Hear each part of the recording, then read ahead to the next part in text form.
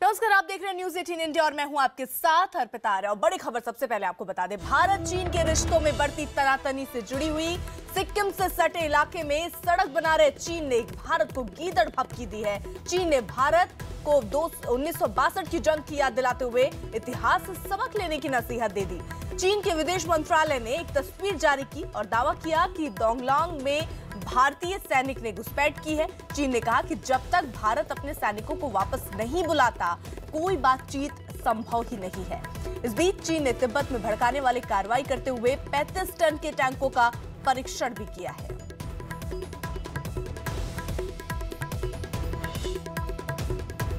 और अब हम आपको बताते हैं कि आखिर चीन ने किस तरह से अड़ियल रुख ही अपना रखा है। भारत को इतिहास से सबक लेने की नसीहत दे रहा है। 1962 की भारत चीन जंग की याद भी दिला रहा है।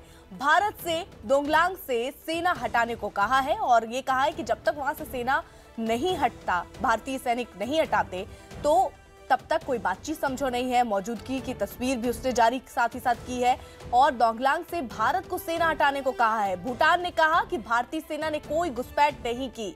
चीन ने तिब्बत में 35 टन के युद्धक टैंक का परीक्षण भी किया है। सेना प्रमुख जनरल बिपिन रावत के बयान को गैर जिम्मेदाराना बताया भी है। साथ में चीन के विदेश मंत्रालय के प्रवक्ता लुकोंग ने एक बयान जारी कर भारत से अपने सैनिकों को वापस बुलाने को कहा और उन्होंने लिखा कि यह विवाद अब जमीन पर दोनों देशों के सेनाओं के बीच टकराव में बदल रहा है और इसका हल तभी निकाला जा सकता है जब भारतीय जवान डोंगलांग का इलाका जो है वो खाली कर दें।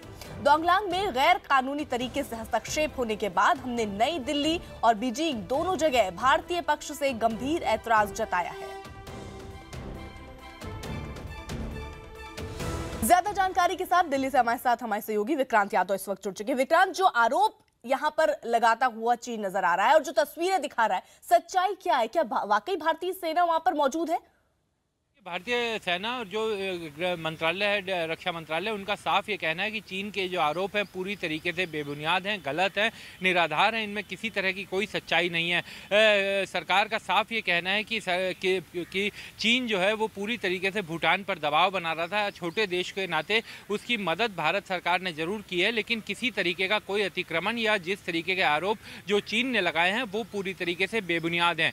हाल के दिनों में जिस तरीके के जो डेवलपमेंट रहे हैं, जिस तरीके से भारत का प्रधानमंत्री का दौरा रहा है अमेरिका का, उन सब कुछ चीज़ों को लेकर के ना सिर्फ पाकिस्तान बल्कि चीन भी खासा उन लोगों को, उनके बीच में तनाव है और चीन को इस बात को लेकर के, चीन और पाकिस्तान दोनों के बीच इस तरीके के तनाव है कि किस तरीके से भारतीय इस पूरे क्षेत्र में महाशक्ति के रूप में उभर रहा है। और इन्हीं सब चीज़ों को लेकर के पहले हमने देखा कि किस तरीके से अमरनाथ यात्रा में व्यवधान डाला गया और उसके बाद इस तरीके की खबरें आई जब मीडिया में, जब भारत की तरफ से इस तरीके के दृश्य सामने आए, मीडिया के जरिए सामने आए कि क्या चीन जो है वो भारतीय सीमा के आसपास भारतीय जो चौकी है उन पर अतिक्रमण आए, कि क्या चीन जो है वो भारतीय सीमा के आसपास भारतीय जो चौकी है उन पर अतिक्रमण करने की कोशिश कर रहा है। वहाँ पर कई जगह आपस में झड़पों की भी तस्वीरें सामने आई थी। तो उसके बाद चीन के विदेश मंत्रालय ने और रक्षा मंत्रालय ने इस तरीके के अनर्गल आरोप लगाए हैं। सरकार का साफ ये कहना है कि इनमें किसी तरह का कोई आधार नहीं है और पूरी तरीके से बेबुनियाद ये चीन के आरोप है।